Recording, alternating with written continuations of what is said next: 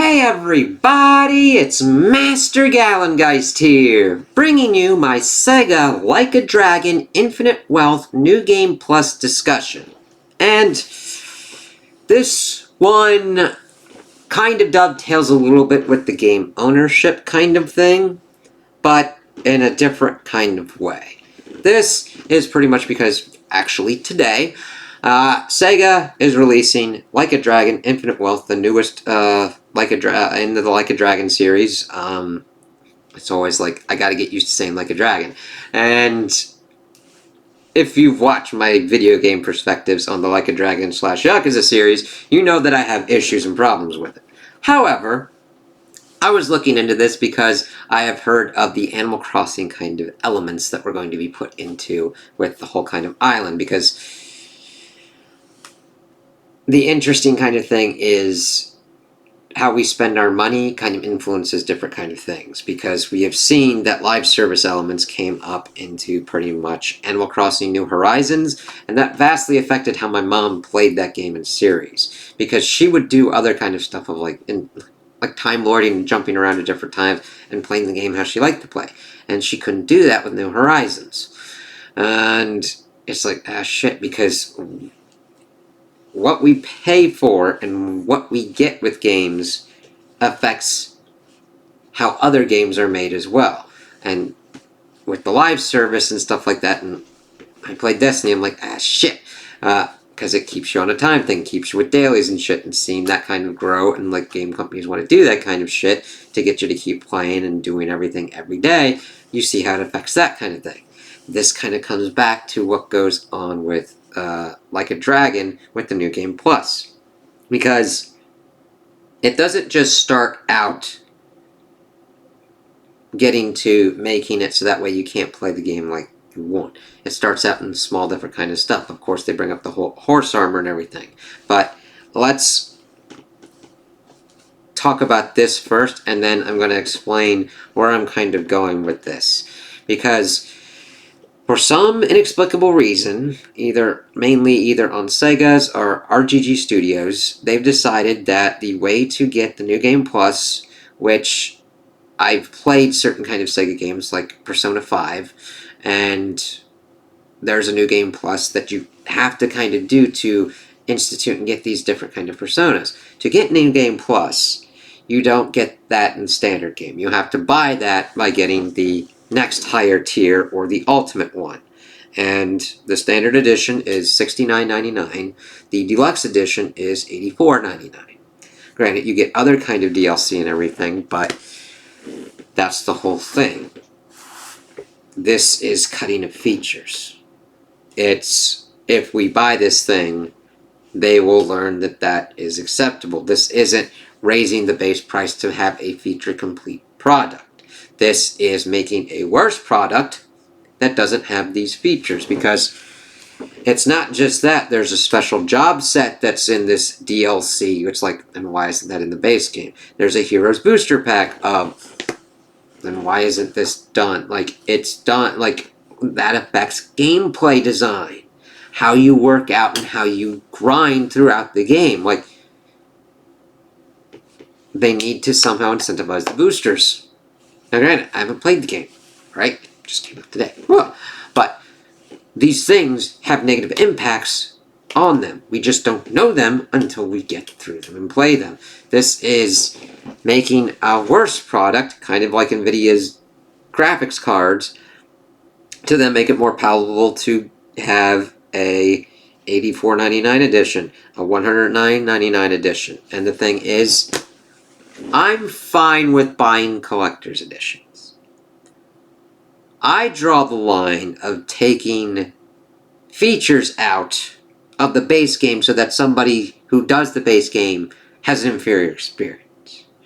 Because that's where it then starts going down that kind of road. Because I wouldn't do a New Game Plus on it. That's fine. Okay, that's not for me. But that is a feature that others within the Yakuza and Like a Dragon, Yakuza / Like a Dragon series have done to do completionist kind of stuff. That is, those are your most ardent fans, and you are then trying to extract more money out of them. It's not is this a profitable move? This is, we want more profit. That is a different kind of tactic. And I've seen people being okay with that. And I'm like, okay, but you have to be careful. Because then what's the next thing that's going to be scaled back? And then which next higher edition are you going to have to pay? Are you going to get a standard edition that only has Act 1 of a Yakuza game? And then you have to go eventually through it to essentially be almost like an arcade where you have to keep slotting in money to play this game. Because that's how this shit kind of works. Because I've seen it with multiplayer games. Because this isn't good. Alright? At least to me. If you're happy with that, that's fine. I don't want to make you feel bad or anything like that. But the thing is, it doesn't affect you now. Because you're like, okay, I'm supporting the studios. I get that mentality. But then where's the next kind of cut going to come? Because here's the thing. With multiplayer, the microtransactions went for skins and cosmetics first. Granted, I'm an old, stupid, fucking grandpa gamer motherfucker. I remember in Halo and other kind of games, you'd play and get this kind of cool thing, and you'd play the game, and you would get the thing. Nowadays, do you see people with something that they earned in the game, or that they paid for the game? Paid for in the game. Like, the coolest skins, the coolest armor, this coolest kind of cosmetic, it's usually bought now. And now at prices that that's just goddamn insane. And if you need that to survive as a business model, that's a problem.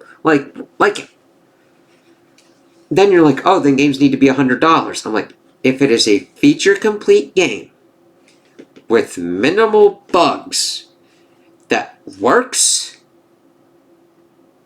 sure. And it goes and makes sure that the game people don't need to crunch, can live full lives, I'm fucking fine with that.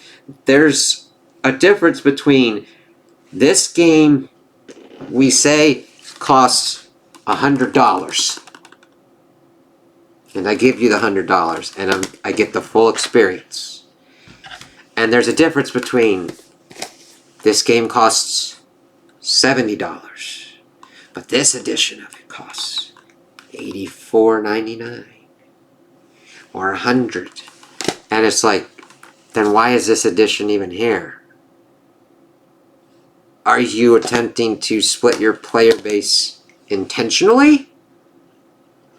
And it goes into vast different kind of economics. I understand that, of wages, all that kind of shit. It's a complex and crazy kind of topic to get into. And it's important to discuss those kind of things. We are now paywalling a feature. And I've seen this with other kind of things, with of course, the cosmetics, but also with Halo Infinite. Because that has been the scaling back of what a Halo game is. Forge not being there at launch. Co-op not being there at launch. And then not being able to do split screen couch co-op. It's like, what are you doing? Because you're focusing on other stuff. On making this live service. On making the cosmetics. On making more and more revenue and profit. Because fuck reasons and shit. It just makes me I'm like, why have I been supporting Xbox to get you to get to this point where you just fuck over everything and just gobble up everything content-wise to be this publisher Netflix fucking shit where we don't even own the games anymore. Where it's like, the cuts. It's like, fuck you. And that's the whole thing with this Sega Like a Dragon Infinite Wealth scenario. It starts with this kind of thing of they looked at it, they looked at how many people would do it, and they're like, those are our ardent fans. They will pay money to get this. And that's not right. You got those other Like a Dragon games that had New Game Plus in it, so that way you could have your experience of doing your completionist runs, and that's wrong for them to be just we can extract more profit out of this. Because if it's about balancing and making sure that costs work out to what they get for the game, that's fine.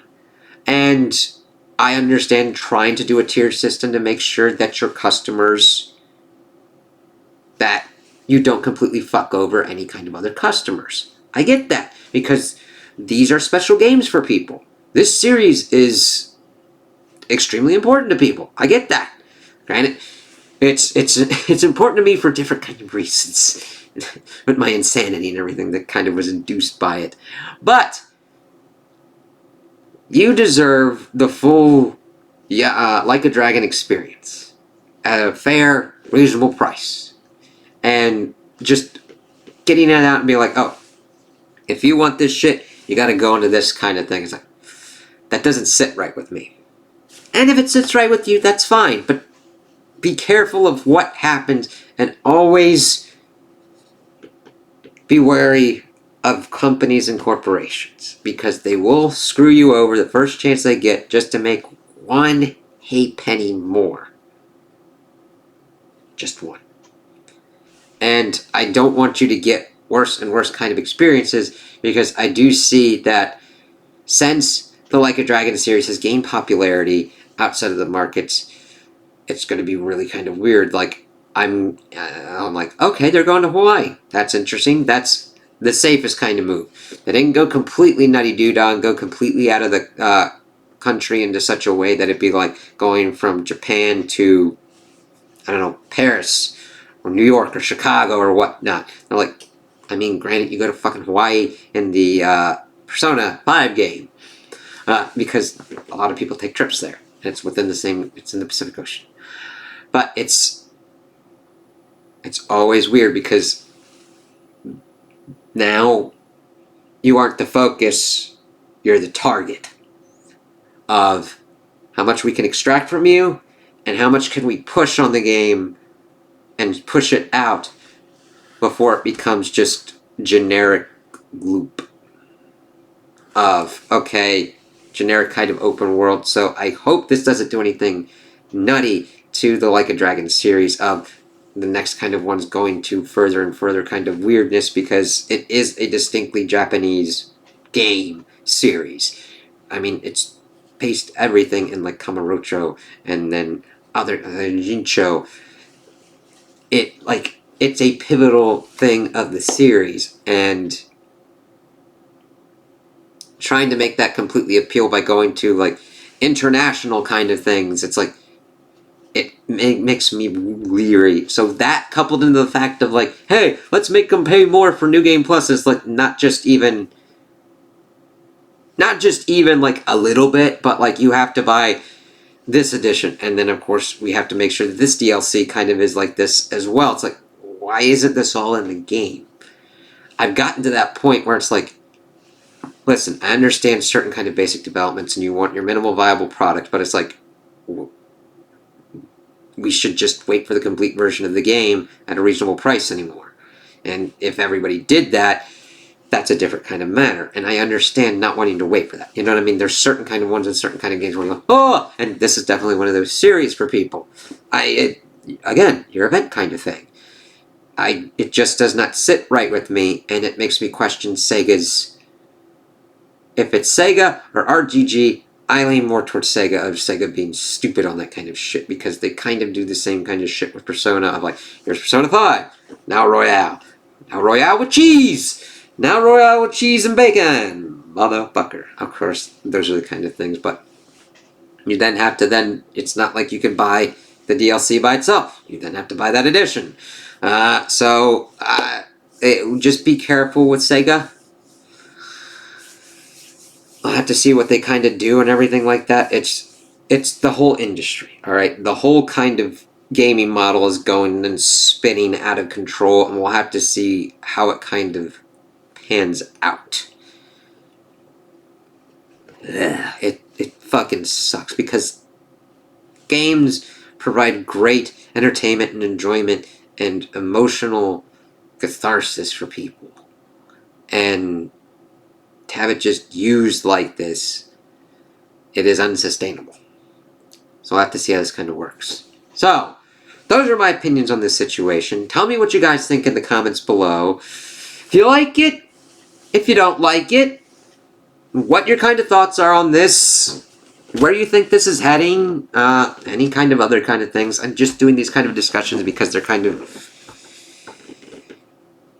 important kind of topics, especially within the regards of games and how that affects how I review them and where I review them and where I play games anymore. So just talk to me about this kind of stuff in the comments below. Like and subscribe, and I hope you have a good day.